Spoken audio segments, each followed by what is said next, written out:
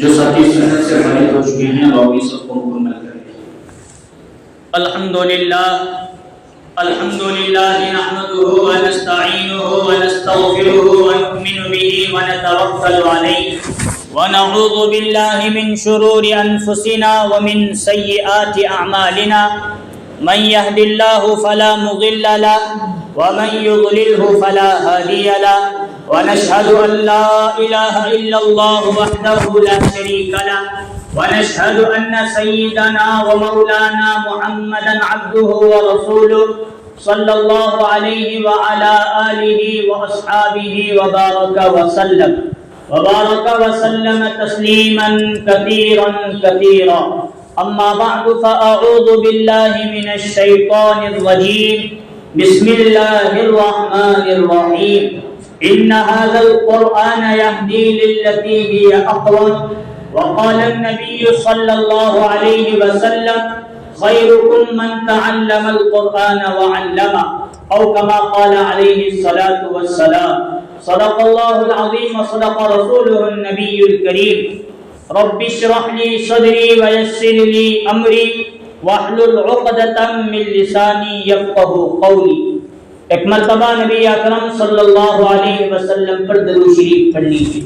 اللہم صلی علی محمد وعلی آل محمد کما صلیت علی ابراہیم وعلی آل ابراہیم انک حمید مجید۔ اللہم بارک علی محمد وعلی آل محمد کما بارکت علی ابراہیم وعلی آل ابراہیم انک حمید مجید۔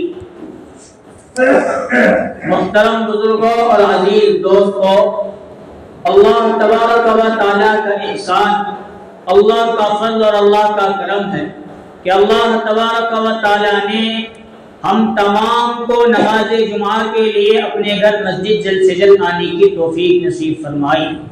جو باتیں کہی جائے اللہ تعالیٰ ہم تمام کو ان تمام باتوں پر عمل کرنے کی توفیق نصیب فرمائے اور قیامت کے لیے ذریعہ نجات اور ذریعہ مغفرت بنائے۔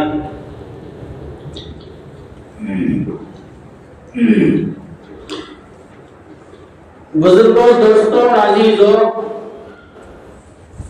اللہ تبارک و تعالی نے نبی اکرم صلی اللہ علیہ وسلم کی نسبت سے مجھے اور آپ کو قرآن مقدس جیسی اہم کتاب اللہ کا کلام نصیب فرمایا۔ اس سے پہلے 3 بڑی بڑی کتابیں نازل ہوئی۔ نمبر 1 کیا نام؟ زبور۔ کن پر نازل ہوئی ہے؟ حضرت داؤد علیہ السلام پر۔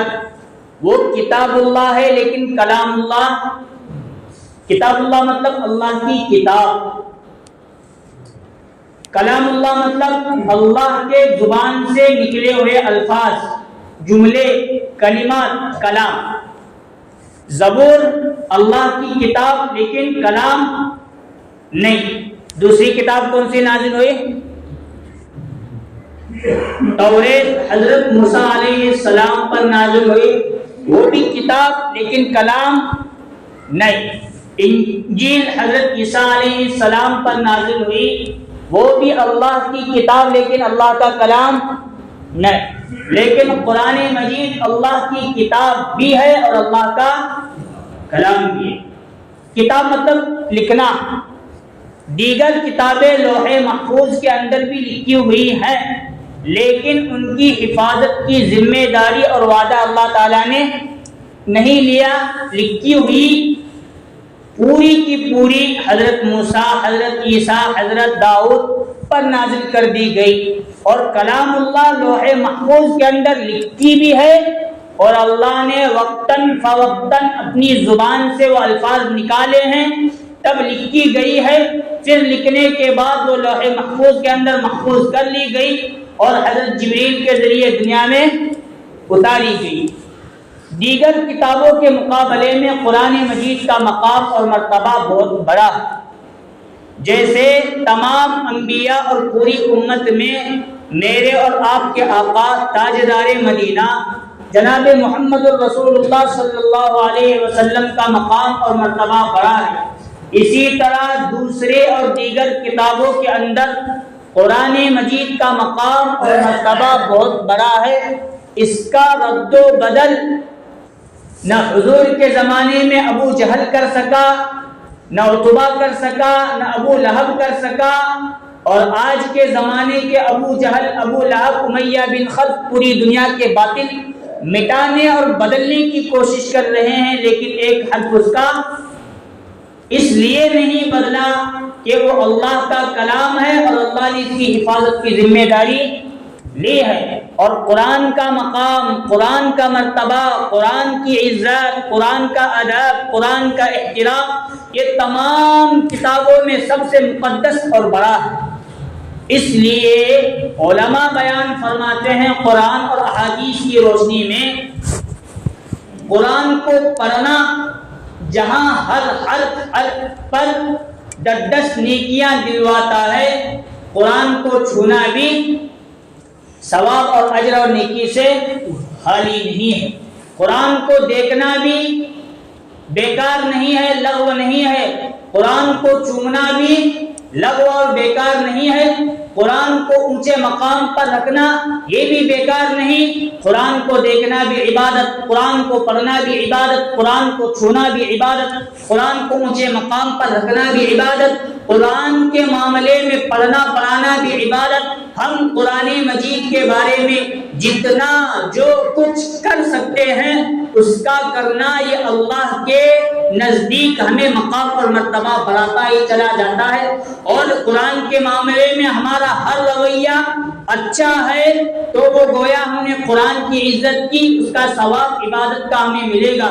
اور قرآن کے معاملے میں ہم نے جو کچھ بے ادبی کے تعلق سے ہو سکتا ہے وہ ہم نے کیا، ہم اللہ کے نگاہ میں ذلیل و رسوا، نبی صلی اللہ علیہ وسلم کے نگاہ میں ذلیل و رسوا، فرشتوں کی نگاہ میں ذلیل و رسوا، پوری امت اور پوری کائنات کی نگاہ میں ذلیل و رسوا ہم بن جائیں. اس لیے قرآن یہ اللہ کا کلام ہے، اللہ کا سب سے بڑا مقدس کتاب، سب سے بڑے نبی حضرت جناب محمد الرسول اللہ صلی اللہ علیہ وسلم پر نازل کیا گیا.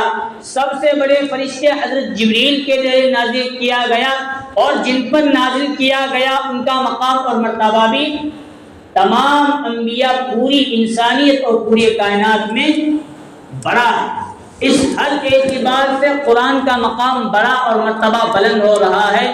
تو ہمارے دلوں کے اندر قرآن کی محبت کا آنا بہت ضروری. قرآن کو پڑھنا یہ ہمارے لیے بہت ضروری، قرآن کا ادب کرنا ہمارے لیے بہت ضروری، قرآن کو چھونا یہ ہمارے لیے بہت ضروری، قرآن مجید کو اونچے مقام پر رکھنا یہ سب ہمارے لیے بہت ضروری چیز ہے. لیکن جانے انجانے میں جب سے موبائل، ٹی وی، کمپیوٹر، لیپ ٹاپ کا زمانہ آیا ہے، ہم موبائلوں میں نالج کے ذریعے کوئی اور چیزوں کو حاصل کرنے کے لیے دیگر چیزوں کو تو زیادہ کھول کر دیکھ رہے ہیں، لیکن جس کتاب کو ہم کھول کر نہیں دیکھ رہے ہیں اس کا نام کیا ہے؟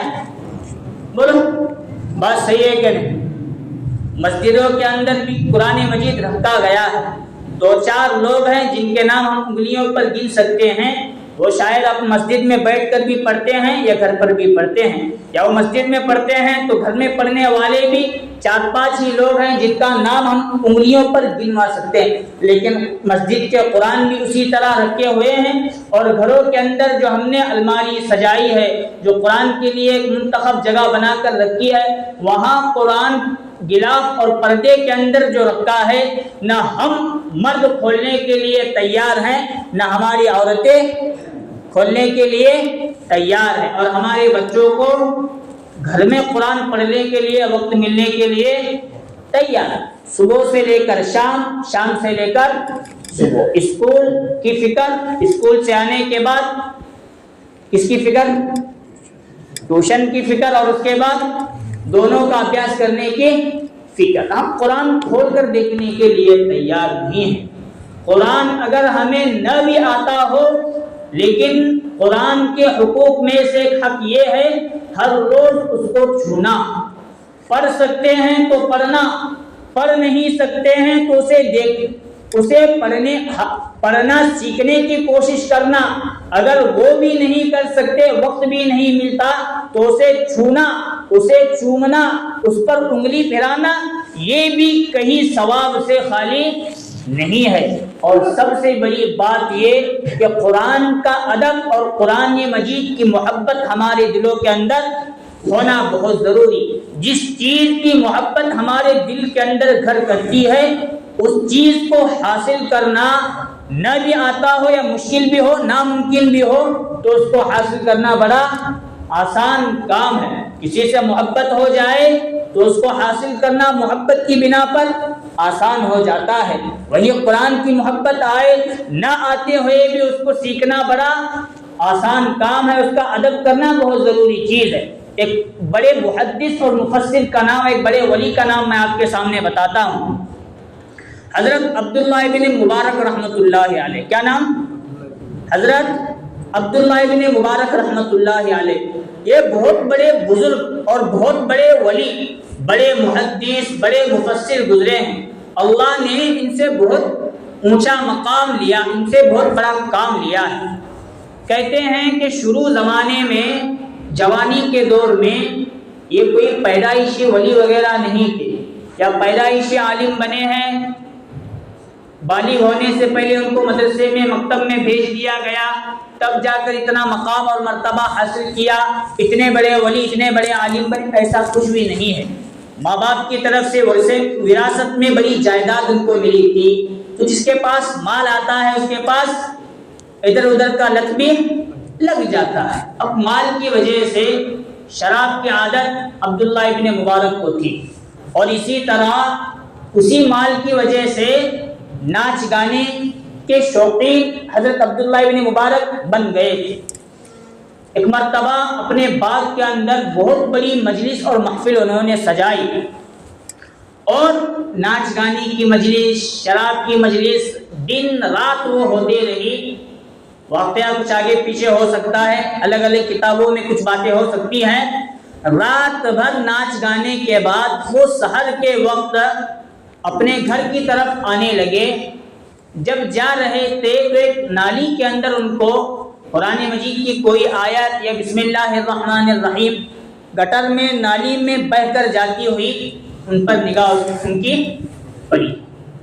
اب نشے کی حالت میں تھے، لیکن ان کو یہ معلوم تھا میں گنہگار ہوں، لیکن یہ اللہ کا کلام، اللہ کی کتاب کا چھوٹا سا ایک حصہ میرے سامنے بہہ کر چلا جا رہا ہے۔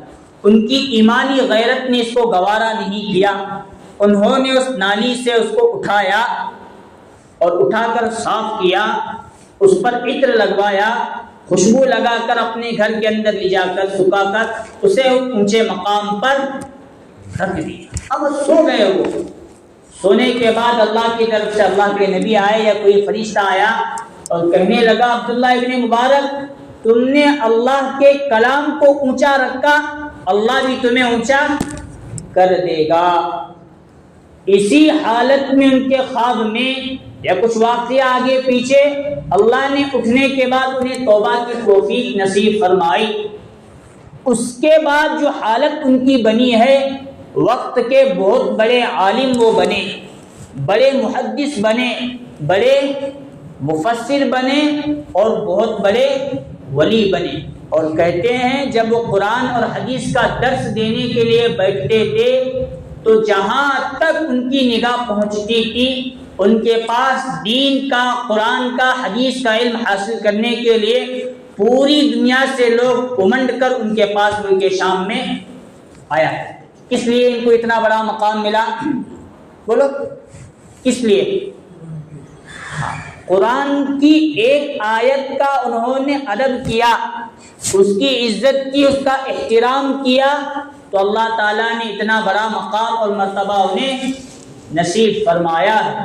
لیکن ہم آئے دن پورا کا پورا قرآن ہمارے سامنے رکھا ہے، لیکن ہم اسے کھول کر دیکھنے کے لیے تیار نہیں، پڑھنے کے بعد بہت دور کی ہے، اسے چھونے کے لیے تیار نہیں، پڑھنے کے بعد بہت دور کی ہے، اسے چومنے کے لیے تیار نہیں، پڑھنے کے بعد بہت دور کی ہے۔ ہم اپنے بچوں کو قرآن مجید پڑھانے کے لیے تیار۔ قرآن یہ اللہ کا کلام اور اللہ کی کتاب ہے، ہر مومن اس کو اس وقت تک سکون نہیں آنا چاہیے جب تک قرآن مجید کو پڑھنے لے۔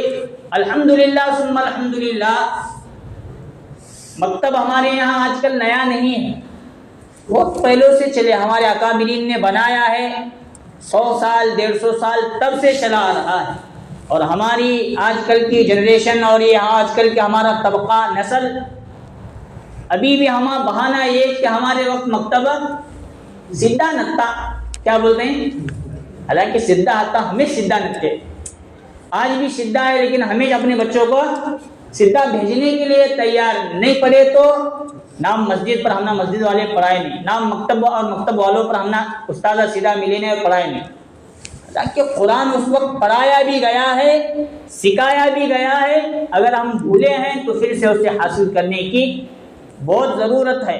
من جاء بالحسنہ فلہ عشر امثالها، رسول اللہ تبارک و تعالیٰ نے فرمایا جو ایک نیکی لے کر آتا ہے تو اللہ تعالیٰ ایک کے بدلے اسے 10 نصیب فرماتے ہیں۔ اسی کی تشریح کرتے ہوئے رسول اللہ صلی اللہ علیہ وسلم نے فرمایا اللہ تعالیٰ قرآن مجید کے ہر حرف پر 10 نیکیاں نصیب فرماتا ہے۔ میں یہ نہیں کہتا کہ الف لام میم پورا کا پورا ایک حرف ہے، بلکہ الف ایک حرف ہے، لام ایک حرف ہے اور میم ایک حرف۔ کتنے نیکیاں ملی پھر؟ بولو، الف پر 10، لام پر 10، میم پر چھوٹا سا جملہ ہم نے اپنی زبان سے نکالا اور ادھر کتنے نیکیاں ہمیں ملی؟ یہ اللہ کا فضل، اللہ کا ہے، اللہ کی دین ہے۔ اللہ ہر حرف پر ہم لوگوں کو 10 نیکیاں دینے کے لیے تیار ہیں، لیکن ہم 10 نیکیاں ایک ایک حرف کو، ایک ایک جملوں کو سورہ فاتحہ، آخری 10 سورتیں، سورہ یاسین، دیگر سورتوں کو پڑھ کر لینے کے لیے تیار نہیں، ہمارے پاس وقت نکلنے کے لیے تیار نہیں، وقت ہم نکالنے کے لیے تیار نہیں کہ ایک رکوع، آدھا رکوع، ایک صفحہ، پو پارا، آدھا پارا، پونا پارا، ایک پارا ہم دن میں پڑھ سکیں۔ اللہ ہمیں معاف فرمائے۔ کہتے ہیں بات صحیح ہے یا غلط ہے، کسی اسکول کے اندر ایک لائبریری بنائی گئی نہیں تو وہاں کے ٹیچروں نے تمام بچوں اور اسٹوڈنٹ کو یہ کہا کہ سب سے وہ کتاب جو تمہارے گھر کے اندر موجود ہے لیکن پڑھی نہیں جاتی اسے لا کر ہمارے لائبریری کی زینت بناؤ، تاکہ دکھے کہ ہمارے لائبریری، ہمارے کتب خانے کے اندر بہت ساری کتابیں موجود ہیں۔ جب دوسرا دن آیا تو بہت سارے بچے اپنے اپنے ساتھ کتابیں لے کر آئے۔ جب ٹیچر نے ان سے پوچھا کہ دکھاؤ جو کل ہم نے اعلان کیا تھا کتابیں لائے کہ نہیں لائے، اب بات کہاں تک صحیح ہے کہاں تک غلط ہے، لیکن ایک عبرت کا مقام، عبرت کا نشان ہے۔ تمام بچوں نے آج ہی کے دور کے اندر جو چیز نکال کر دی، کتاب جو نکال کر دی، اس کتاب کا نام تھا قرآن مجید۔ سب نے کہا موبائل کو ہم بار بار دیکھتے ہیں، لیکن جس کتاب کو آج ہم اور ہمارے ماں باپ چھونے کے لیے تیار نہیں، اس کا نام کیا ہے؟ افسوس کا مقام ہے۔ یہ ہم کر رہے ہیں، اور یہ الٹپ، میں ادھر ادھر کی پھینک پھاک نہیں کر رہا، آج کل کا ماحول بنا ہے، قرآن مجید پر دھول کا دھول، دھول کا دھول چلتی چلی جا رہی ہے، لیکن ہم ذرہ برابر قرآن مجید کو کھول کر دیکھنے کے لیے تیار نہیں۔ اللہ معاف فرمائے، اگر قرآن کے معاملے میں اتنی غفلت اور بے پرواہی ہے، اگر شاید مدارس اسلامیہ جگہ جگہ پر قائم نہ ہوتے، قرآن کی بے ادبی، قرآن کے ساتھ گستاخی کرنے کا وبال عذاب کے ذریعے اللہ ہم لوگوں کو بھیج سکتا، لیکن مدارس اسلامیہ، مکاتب دینیہ کا یہ صدقہ اور برکت ہے کہ ہر جگہ قرآن مجید کی تعلیم پڑھ بھی رہے ہیں، پڑھا بھی رہے ہیں، سیکھ بھی رہے ہیں اور سکھا بھی رہے ہیں۔ امت سے اللہ کا عذاب دور ہوتا چلا جا رہا ہے۔ اور آج ہمارے دل و دماغ میں ایک بات کی، قرآن یہ تو مردوں تک پہنچانے کا کلام ہے، مردوں کو پہنچانے کے لیے ایک ایصال ثواب کی چیز ہے، حالانکہ قرآن فرماتا ہے ان ھذا القرآن یہدی للتی ہی اقوم، اللہ فرماتا ہے بے شک ہم نے قرآن مجید کو جو نازل کیا ہے رہتی دنیا کے تمام انسانوں کے لیے ہدایت کا اس کے اندر سامان موجود ہے۔ مسلمانوں کے لیے بھی سامان ہے. اسی قرآن کے نقش قدم پر ہم چلیں گے، عمل کریں گے، ہم لوگوں کو دیکھ کر اوروں کے لیے بھی قرآن مجید ہدایت کا سامان بن جائے. لیکن ہمارے دل و دماغ کے اندر یہ بات ہے، مرحومین کے ایصال ثواب کے لیے قرآن مجید بہت چیز، جتنی قرآن مجید کی ضرورت مردوں کو ہے اس سے کئی زیادہ ضرورت کن کو ہے؟ زندوں کو ہے. جتنی زندوں کو ہے اتنی ہی مردوں کو ہے. ہم زندہ سمجھ رہے ہیں، ہماری ضرورت نہیں. پڑھ کر بخشنے کی ضرورت، ایصال ثواب قرآن کی ضرورت، یہ مردوں کے لیے ہے. بے شک مردوں کو بھی پہنچانے کی ضرورت ہے اور زندوں کو بھی پہنچانے کی ضرورت ہے. فضائل اعمال کے کسی حصے میں ایک واقعہ لکھا ہے. ایک بزرگ نے خواب دیکھا کہ قبرستان میں قبریں پھٹی اور وہاں سے مردے باہر نکل کر کچھ ادھر ادھر گھوم پھر کر کچھ چیزیں چننے لگی. اس بزرگ نے ایک مردے کو دیکھا، وہ اپنی قبر کے اوپر اسی طرح بیٹھا ہے، کچھ چننے کے لیے تیار نہیں ہے. اس بزرگ نے ہمت کر کے ان سے پوچھا، سب تو کچھ نہ کچھ چن رہے ہیں، وہ کیا ہے؟ اور تم چن نہیں رہے ہو، کیا ہے یہ مسئلہ بتاؤ. وہ بزرگ کو اس مردے نے کہا، جو یہ مرحومین مردے چن رہے ہیں پوری امت کی طرف سے، کچھ افراد کی طرف سے پوری امت کے لیے بخشا گیا. کچھ قرآن ہے، کچھ سورتیں ہیں، کچھ درود شریف ہے، کچھ ایصال ثواب ہیں. خاص کوئی بندہ ان تک نہیں پہنچا رہا ہے. پورا کا پورا قرآن مجید امت کے کچھ افراد پوری امت کو شامل کر کے جو پہنچا رہے ہیں، وہ تھوڑا تھوڑا وہ لوگ جتنا ان تک پہنچ رہا ہے ان کی مقدر کی چیز وہ چن رہے ہیں. اور میں اس لیے نہیں چن رہا کہ بصرہ کے فلاں بازار میں میرا ایک بیٹا حافظ قرآن ہے اور وہ تجارت کا کام کرتا ہے، وہ ہر روز دن میں ایک مرتبہ پورا کا پورا قرآن مجید پڑھ کر مجھ تک بخشتا ہے، اس لیے مجھے اس کی ضرورت نہیں چننے کی، کیونکہ پورا قرآن ہر روز مجھ تک پہنچ رہا ہے. بیٹے کا نام پوچھا، وہاں تک وہ بزرگ پہنچے اور اسے پوری کیفیت معلوم تھی. چند دنوں کے بعد پھر انہوں نے خواب دیکھا کہ سب چن رہے ہیں اور سب کے ساتھ وہ بندہ بھی واپس چن رہا ہے. اب رات مکمل ہوئی، پھر انہوں نے اس کا ارادہ کیا، جس دکان میں جا کر اس حافظ قرآن سے ملاقات کی تھی، جا کے پھر تلاش کرنے پر معلوم ہوا کہ آج اس بندے کا واپس پھر سے انتقال اس کا بھی ہو چکا ہے. ایک واقعے کی ایک کیفیت اور راستہ اس جانب جاتا ہے، ہم زندے ان تک پہنچائیں گے تو پہنچ جاتا ہے.